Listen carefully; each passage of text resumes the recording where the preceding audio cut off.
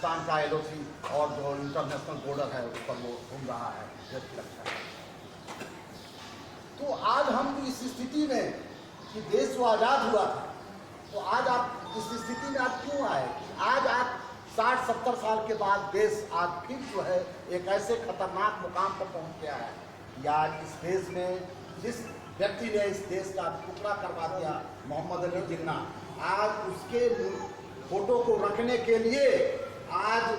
अलीगढ़ मुस्लिम university के छात्रों ने, छात्र क्या कहिए, वो जिहादी हैं, वो छात्र नहीं है,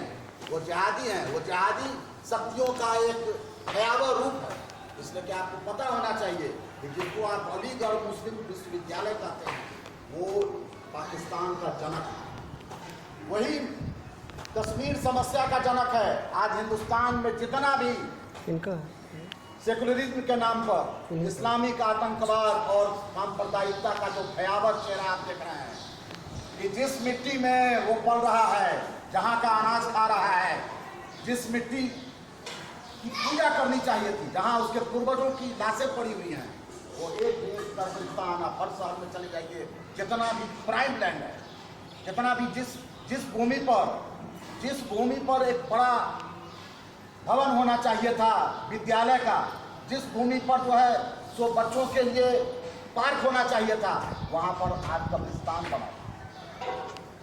और उसको हर शहर में बिहार गवर्नमेंट जितनी भी सरकारें हैं उसको घेर करके महिमा मंडित कर रही है। सारी सरकार आज जो है सो जब कांवड़िया आते हैं, हमारे कांवड़िया भाई बहन आते हैं पटना के गांधी मैदान के पास आते हैं, आप देखिएगा कि गांधी मैदान के बगल में बस लगा करके और बच्चों के साथ वो वहाँ पर बेचारा किसी तरह रात गुजारता है। और आप चले जाइए हज भवन, विशाल, जितने आतंकवादी, जितने भारत के द्रोही, जितने पाकिस्तान के समर्थक, वो वहाँ AC में बैठ करके और आनंद कर रहे हैं और देश को तोड़ने का षड्यंत्र रच रहे हैं। ये आज हमारे देश, हमारे समाज की बहुत बड़ी विडंबना। तो प्रश्न पूछा जा सकता है कि सरकारें, आज आप कह सकते हैं कि भाजपा की सरकार है जो हमारे विचारों के समर्थक है, नहीं, इसलिए क्योंकि आपको पता होगा कि जब भी विलासितापूर्ण जीवन और शक्ति मिल जाती है, पावर जिसको कहते हैं, तो आदमी अपने मूल उद्देश्य से भटक जाता है। लाइट नहीं जल रहा, लेकर के राजनीतिक दलों को बनाया गया, ये हमारी मजबूरी है कि हम उसको समर्थन देते हैं कि अन्य दल जो है तो कहीं भी आपके तरफ खड़े नहीं है, वो कम से कम खुद से खड़ा है, लेकिन केवल आप उसके भरोसे नहीं रह सकते। अगर आप केवल सेना,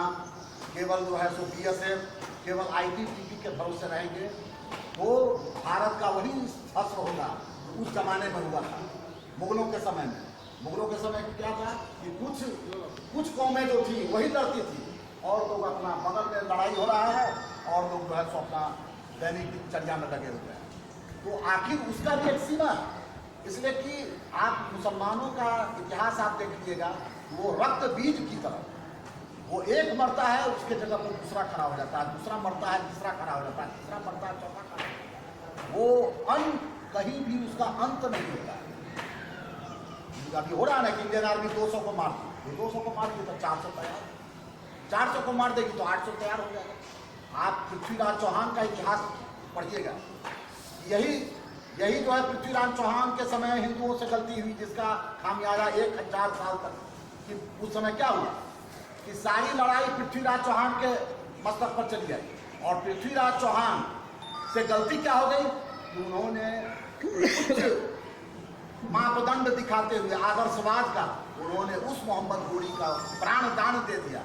जिस मोहम्मद घोरी ने जब उनको पकड़ा तो उनको प्राणदान नहीं दिया और उनके पूरे परिवार को नष्ट कर दिया, उनके राज्य को नष्ट कर दिया, उनको काफ़ी अपमानित किया गया। हम लोग ये पढ़ते हैं कि चंद्रबरदाई एक कवि थे, वहाँ ले गए थे, वहाँ पर उन्होंने 4 बांस 24 गजा अंगुल अष्ट प्रमाण थे सुल्तान अहमद को चौहान, उन्होंने मार दिया। लेकिन उसका परिणाम क्या हुआ? घोरी तो चला गया, लेकिन हिंदुस्तान में जो मुसलमानों का शासन शुरू हुआ 1000 साल तक किसी न किसी रूप में मुगलों तक वो बना रहा। ऐसा नहीं है कि हमारे यहाँ वीरों की कमी थी, आपको पता होना चाहिए, आप बहुत तो इसमें से हेमू के बारे में जानते होंगे कि हेमू का इतिहास है कि जब मुगल इस देश में आए